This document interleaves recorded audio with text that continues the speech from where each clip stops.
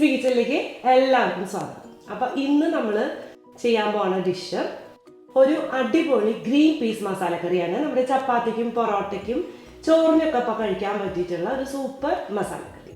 അപ്പോൾ വീഡിയോ മുഴുവനായിട്ട് കാണാം. വീഡിയോ കണ്ട് ഇഷ്ടമാണെങ്കിൽ ഷെയർ ചെയ്യുക, ലൈക്ക് ചെയ്യുക, കമൻറ്റ് ചെയ്യുക. അതുപോലെ സബ്സ്ക്രൈബ് ചെയ്യാതെ കാണുകയാണെങ്കിൽ എന്തായാലും ഒന്ന് സബ്സ്ക്രൈബ് ചെയ്യുക.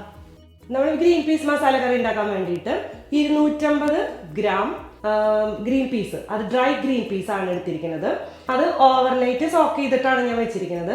അത് ഓവർനൈറ്റ് സോക്ക് ചെയ്യാൻ പറ്റിയില്ലെങ്കിൽ ഒരു മിനിമം ഒരു 4 മണിക്കൂറെങ്കിലും വെള്ളത്തിൽ സോക്ക് ചെയ്തിടാം കേട്ടോ. പിന്നെ നമുക്ക് വേണ്ടത് 2 സവാള, അത് ഒരുവിധ റഫായിട്ട് ചോപ്പ് ചെയ്താൽ മതി. ഒരു 6 വെളുത്തുള്ളി ഞാൻ ചെറുതായി അരിഞ്ഞിട്ടിട്ടുണ്ട്. ഒരു 6 പച്ചമുളക്, 2 ടേബിൾ സ്പൂൺ ഇഞ്ചി അരിഞ്ഞതുണ്ട്.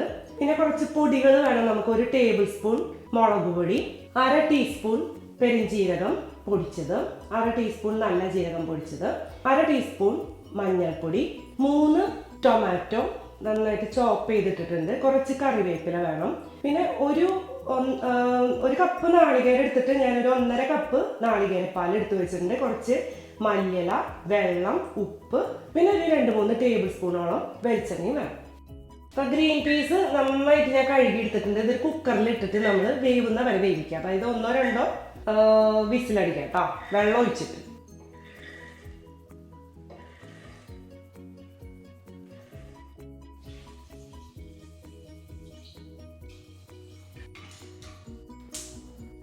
അപ്പോൾ നമ്മളൊരു പാൻ അടുപ്പത്ത് വെച്ചിട്ടുണ്ട്.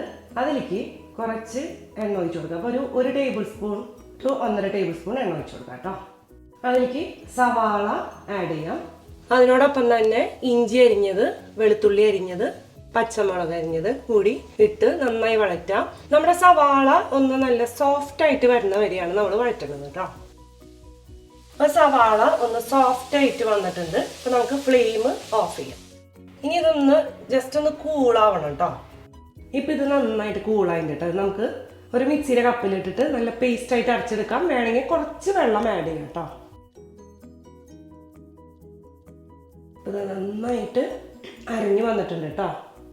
ഇനി വീണ്ടും നമ്മൾ ഈ പാൻ തന്നെ ചൂടാക്കാൻ വെച്ചിട്ടുണ്ട്. അതിലേക്ക് നമ്മൾ ബാക്കിയുള്ള ഓയിൽ ഒഴിച്ചു കൊടുക്കാം. ഇതിലേക്ക് കറിവേപ്പില, ഈ പൊടികളെല്ലാതും അത് ഫ്ലെയിം നന്നായി കുറച്ച് വെച്ചിട്ട് ഇടാം കേട്ടോ.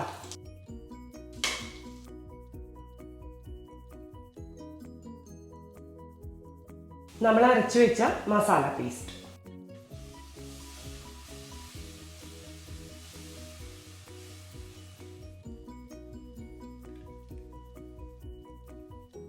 ഒരു 2 മിനിറ്റ് ഇതൊന്ന് ചെറിയ തീയിൽ വെച്ചിട്ടൊന്ന് വഴറ്റി കൊടുക്കാം.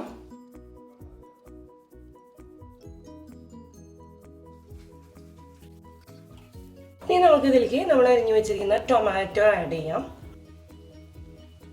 അതിൻ്റെ കൂടെ തന്നെ ഞാൻ ഒരു ടീസ്പൂൺ സോൾട്ടും കൂടി ആഡ് ചെയ്യുന്നുണ്ട്. നന്നായി മിക്സ് ചെയ്തിട്ട് നമുക്ക് ടൊമാറ്റോ ഒന്ന് വേവുന്ന വരെ വെയിറ്റ് ചെയ്യാം. അപ്പം ഞാനൊരു മൂടി കൊണ്ട് അടച്ച് വെക്കുന്നുണ്ട് കേട്ടോ.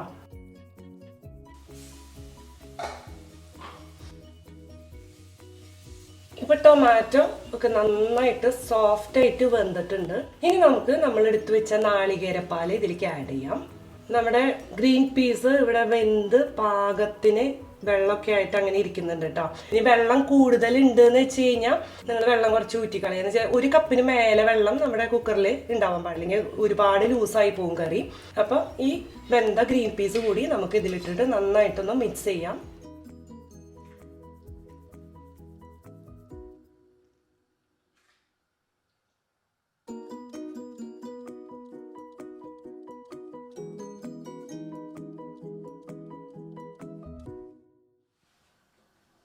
ഇതെല്ലാം കൂടി നന്നായിട്ടൊന്ന് തിളച്ച് വരട്ടെ കേട്ടോ. അതുവരെ നമുക്ക് വെയിറ്റ് ചെയ്യാം.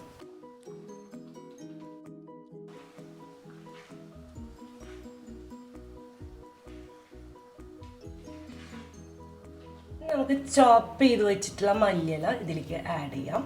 ജസ്റ്റ് ഒന്ന് മിക്സ് ചെയ്തതിന് ശേഷം ഫ്ലെയിം ഓഫ് ചെയ്യാം. നല്ല ഉഗ്രൻ ടേസ്റ്റി ആയിട്ടുള്ള ഒരു മസാലക്കറിയാണിത്. നമുക്ക് എല്ലാത്തിൻ്റെ കൂടിയും മാച്ച് ആവുന്ന ഒരു മസാലക്കറിയാണ്. അപ്പം എല്ലാവരും ഇതേപോലെ ഒന്ന് പ്രിപ്പയർ ചെയ്ത് നോക്കാം കേട്ടോ.